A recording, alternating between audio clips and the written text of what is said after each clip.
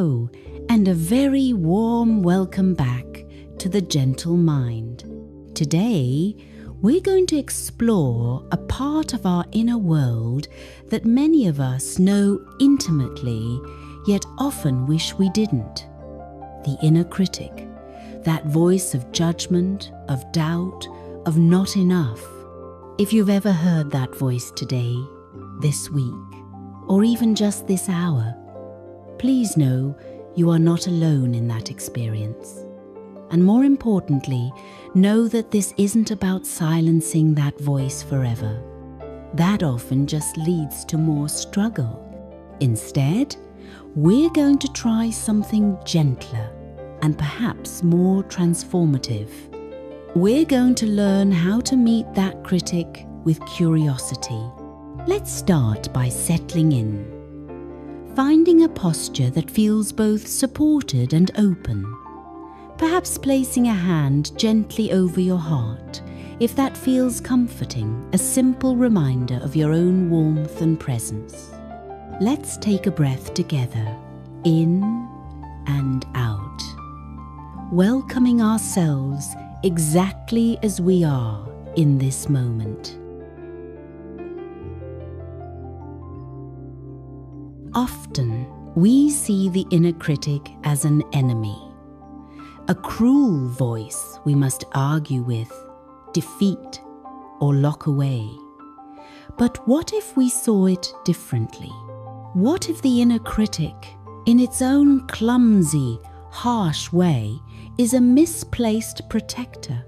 A part of us that learned long ago to shout warnings, to push for perfection, in a misguided attempt to keep us safe from failure, rejection, or shame. When we see it this way, not as a monster, but as a fearful, overworked guardian, our relationship with it can begin to change, from one of war to one of potential understanding. So today, we won't be fighting, we won't even be arguing. We will be listening, and we will be asking. We're going to invite that critical voice to speak, not to give it power, but to understand what it's truly worried about. Behind the harsh words, there is often a quiet fear or an unmet need. This takes courage and a great deal of kindness. So be gentle with yourself as we try this. Let's begin by gently calling to mind a recent, mild criticism. Not the loudest, most painful one. A smaller one. Perhaps a thought like, "You procrastinated again," or "That wasn't good enough." Notice where you feel that criticism in your body. A tightness in the chest, a sinking in the stomach. Just place a hand there softly, acknowledging the sensation. Now, from your calm, present self, imagine you could gently ask the critic a few questions. You are not the critic. You are the wise, compassionate observer who is listening. Ask with genuine curiosity, as if you're meeting a worried stranger.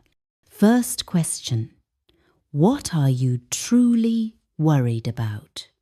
Listen. Don't analyze.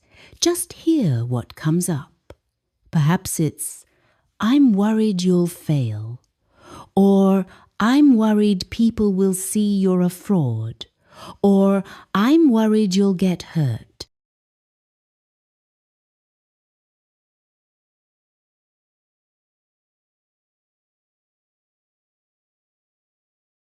Second question: what are you trying to protect me from? Again, listen. The answer might be rejection, humiliation, being overwhelmed, feeling lost.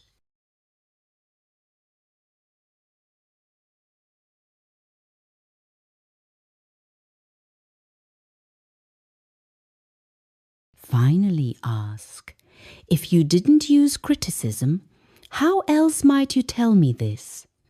This is an invitation for the protector to find a new, kinder language. It might not know right away, but see if a softer message emerges.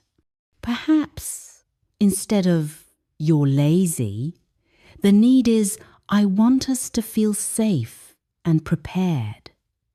Instead of "you're not good enough," the fear is "I don't want you to feel the pain of rejection."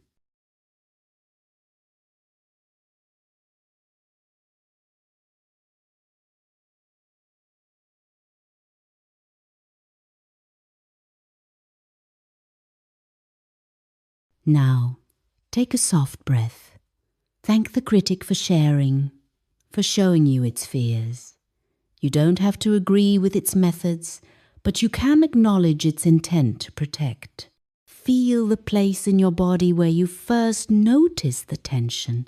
Send a breath of warmth there, a sense of acknowledgement. I hear you. I feel your worry. This isn't about making the feeling vanish. It's about changing the relationship around it, from one of tension and resistance to one of awareness and space. You can return to this simple dialogue anytime. You don't need to be in meditation. You can do it in the moment, when the critical thought arises, a gentle inner whisper. What are you really worried about right now? This practice builds self-intimacy. It transforms inner conflict into inner communication. The goal is not a perfectly silent mind, but a mind where all parts feel heard, so they can finally begin to relax. Let's close with a final breath of compassion for the part of you that criticizes and for the part of you that feels hurt by it. Both are worthy of kindness. You are not your inner critic.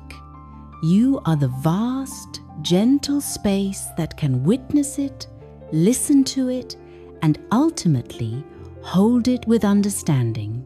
Thank you for engaging in this brave and gentle work today.